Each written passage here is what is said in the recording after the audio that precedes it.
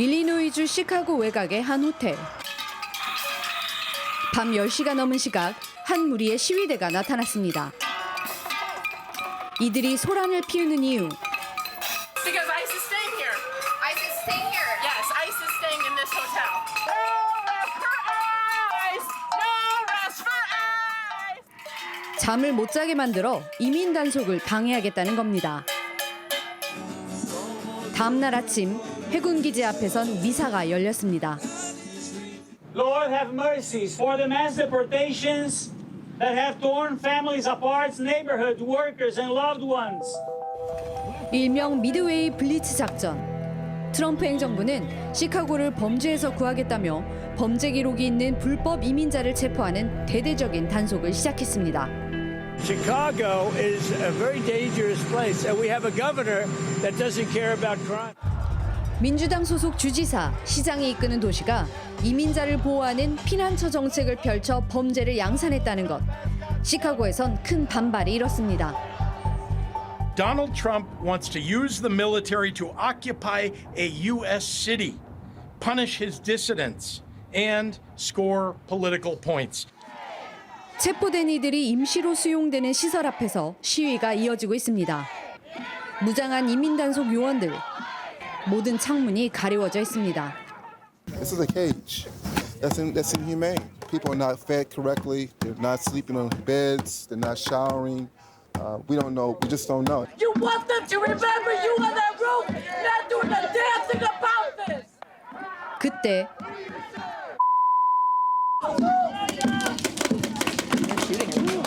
옥상의 요원들이 지상에 있던 시위대를 향해 고무탄을 발사합니다. 물러나는 시위자에게 최루액을 뿌리기도 합니다. 성난 시위대와 연방 요원들 간의 일촉즉발 대치. 지금 현장에는 최루가스 냄새가 매캐한데요. 이 구급시설 앞에 있던 시위대들을 향해서 이민 단속국 요원들이 최루가스와 고무탄을 발사했습니다. 부상자들도 속출했습니다. 연일 계속되는 시위와 충돌로 시카고 곳곳에 혼란이 끊이지 않습니다. 취재 중 속보를 듣고 달려간 현장. 참혹하게 구겨진 승용차가 보입니다. 불법 체류자였던 운전자. 차량 검문 중 도주를 시도하다 이민 단속국 요원이 쏜 총을 맞고 사망했습니다. 최악 중에 최악 범죄자를 검거한다던 작전. 사망자는 교통법규 4건을 위반한 것으로 나타났습니다. Was there a basis for his being pulled over?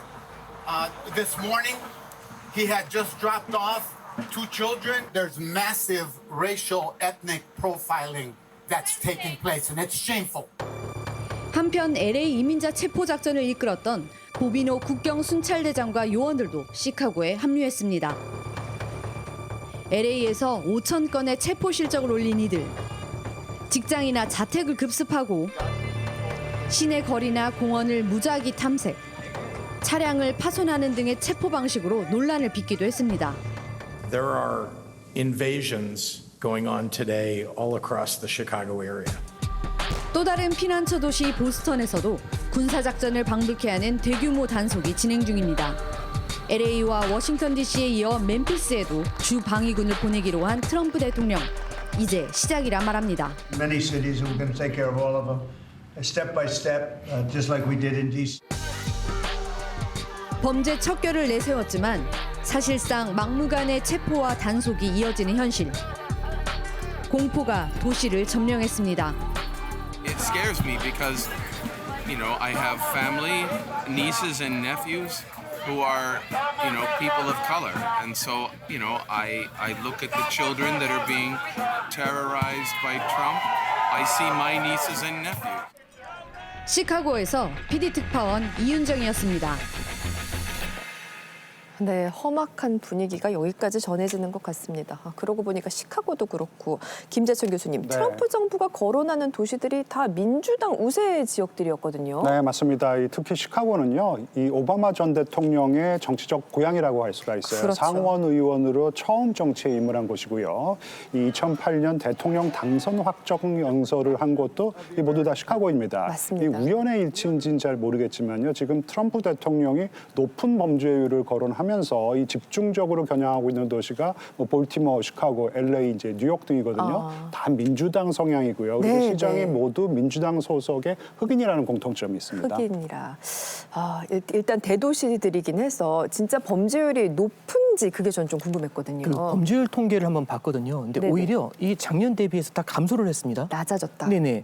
특히 시카고 같은 경우는 33% 감소를 했는데요. 네. 30개 대도시의 평균 감소율보다 2배 이상 줄어들었죠. 확 줄었네요. 예, 그렇습니다. 그러다 보니까요. 결국엔 뚜렷한 근거가 없는 상황에서 봐라, 민주당은 치안 관리에 실패했다. 이제 이런 식의 프레임을 네, 씌우고 네. 있다. 이런 비판이 나오고 있는 거죠. 네, 그러겠습니다. 딱 들어보니까 일종의 갈라치기 정치로 여겨지거든요.